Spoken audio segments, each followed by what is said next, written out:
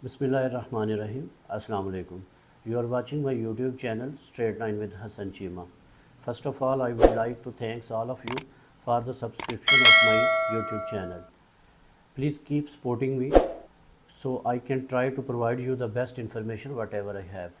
Because I believe that there can be no higher law in journalism than to tell the truth and shame the devil. So let's start the video. जैसा कि मैंने अपनी last video में बोला था कि next video में हम इस टॉपिक पे बात करेंगे कि बीइंग ए नेशन हमें क्या करने की ज़रूरत है कि हम अपनी अगली नस्लों को बेहतर पाकिस्तान दे सकें। क्या आप समझते हैं कि जो रिस्पॉन्सिबिलिटी बीइंग ए नेशन हमें परफॉर्म करनी चाहिए वो हम कर रहे हैं? मेरा ख्याल है कि हम इस बात से कासर हैं। फिर हम ये कैसे एक्सपेक्ट कर सकते हैं कि हमारा मुल्क जो है एक तरक्की याफ्ता और सिविलाइज्ड मुल्क बन जाएगा?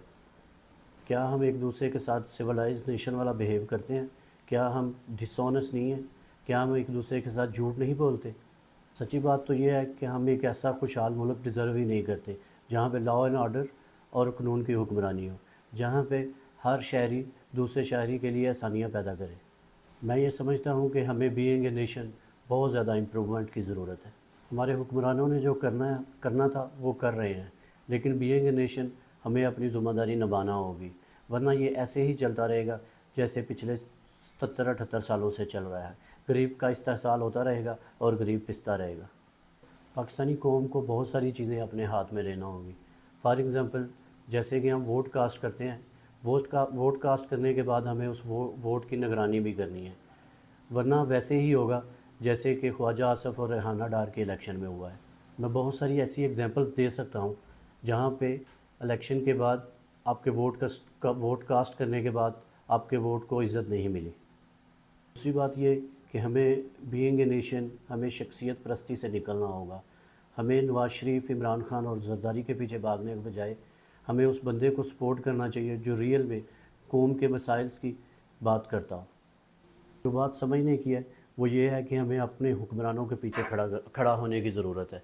जैसा कि कभी नवाज़ शरीफ को जेल में डाल दिया जाता है, कभी बेनज़ीर को, कभी ज़रदारी को, और अब इमरान खान को पाबंद सलासल कर दिया गया है।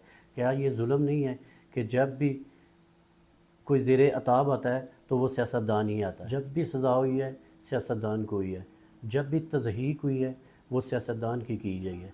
क्या हर दफ़ा सियासतदान ही गलत होता है?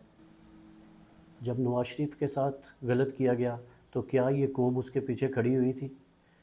उन्होंने क्या किया ये अभी मौजू बहस नहीं है, लेकिन मेरी अपनी ओपिनियन में इस कौम को नवाज़ शरीफ के पीछे खड़ा होना चाहिए था।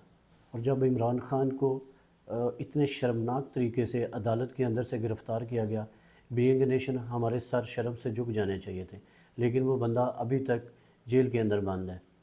क्या वो अपने लिए बंद है? वो इस कौम के लिए जेल के अंदर बंद हुआ है। बासियत कौम, हमें इस बात को रियलाइज़ करना चाहिए कि सियासतदान ही इस कौम का नजात दहिंदा है। इस मुल्क को सियासतदान ने ही बनाया और इंशाअल्लाह इस मुल्क को सियासतदान ही संवारेंगे। Democracy is the best revenge. बोलने वाले तो पता नहीं कहाँ गुम हो गए हैं, लेकिन ये बात हकीकत है कि डेमोक्रेसी ही से ये मुल्क बना था और जो डेमोक्रेटिक हुक्मरान है वही इस मुल्क को संवारेंगे।